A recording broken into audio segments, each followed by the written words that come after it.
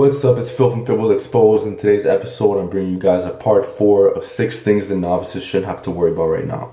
Because I was getting a lot of good feedback from part 1, 2, and 3, and now I'm deciding to extend the series even more because the majority of my audience is composed of novices. So one of my primary goals is to help you guys reach the intermediate stages as quickly as possible.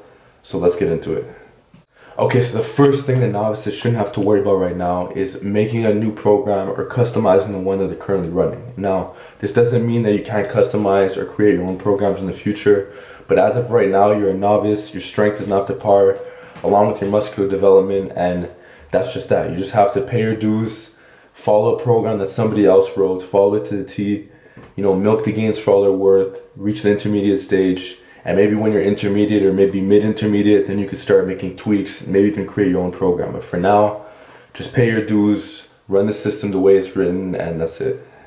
Okay, so the second thing novices shouldn't have to worry about right now is deloading when they're not sick or injured. Now, if you're an intermediate or an advanced lifter, deloading is definitely a very valuable tool because let's say if you're benching, 365 for a couple of reps, it's possible that if you do this for very consistent weeks on end, your shoulders may start to have some nagging pain every now and then. So it's very smart to cycle your loads for improved recovery and just longevity in the iron game. But if you're only benching, a plate and you're a novice lifter, there's no point in having deloads because the weight is just too light, relatively speaking. So I personally feel like you need to earn your rights to do deloads. But with that being said, there are certain exceptions. So let's say if you get injured outside of the gym and you're a novice lifter and you're just injured in a certain body part, then yes, you could potentially deload because you're injured and you don't want to make the injury any worse, so you want to use lighter weights to work up back to where you were originally at. Or if you're sick and you're a novice lifter, that could be another reason to deload because you obviously can't be using the weights that you were just using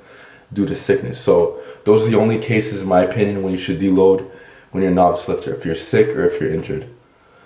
Okay, third thing on the list is light days. Now, light days definitely have their purpose if you're an intermediate or an advanced lifter. And if you're curious of the purpose of a light day, it's basically some day that you probably have in the middle of the week where it's kind of like a deload, which kind of goes back to the last tip. So you're deloading the body, but you're hitting it with very high reps. So it's kind of like a bodybuilding type day with a lot of fluff and pump work at the end. And this is really good for advanced lifters, especially because they already have a solid base of strength. So let's say if an advanced lifter is doing maybe a 405 bench for one on the light day, he may be doing 275 for nice sets of 12 to 15, some really high reps just to get some volume in.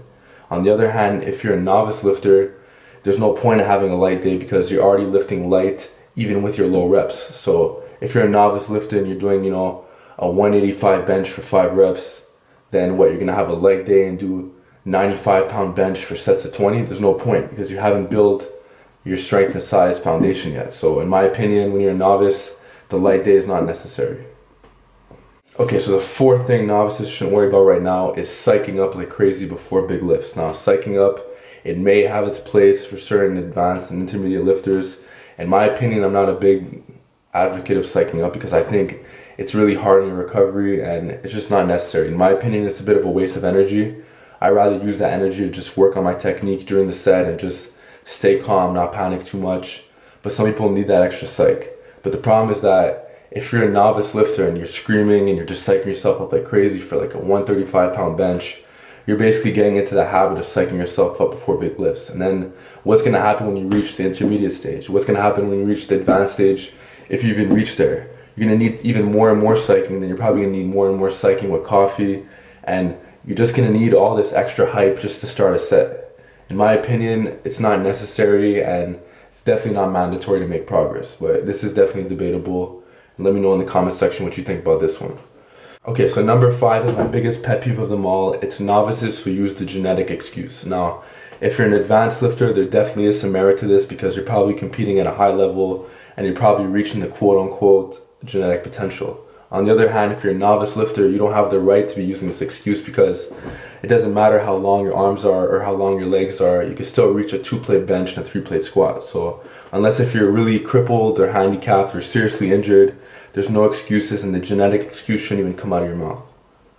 Okay, last but not least on the list, novices shouldn't have to worry about barbell complexes and combination exercises right now. Now, they do have their place for intermediate and advanced lifters, for conditioning purposes, people who are really short on time, and just another way to amp up the intensity. But if you're a novice lifter and you don't even know how to perform the basic single movement yet, but you want to combine all these exercises together, then I personally don't see a point in it. So if you don't know how to overhead press properly, squat properly, and deadlift properly, I personally don't see a point in doing barbell complexes for higher reps, where you're deadlifting it off the floor, and then you're cleaning it, and then you're squatting it, then you're pressing it overhead, and then you're shrugging it, and then you're doing a Romanian deadlift to put it back down, when you don't even know how to do any of those lifts in the first place. Now, like I said before, they definitely have their place for more advanced lifters, but in my humble opinion, when you're a novice lifter, your goal should just be to learn the basic movement first. And then when you get more advanced, you get more full body awareness, then you can start pairing lifts together in one set. But for now, it's definitely not necessary. Okay, so there you guys have it, part 4 of 6 things the novices shouldn't have to worry about right now.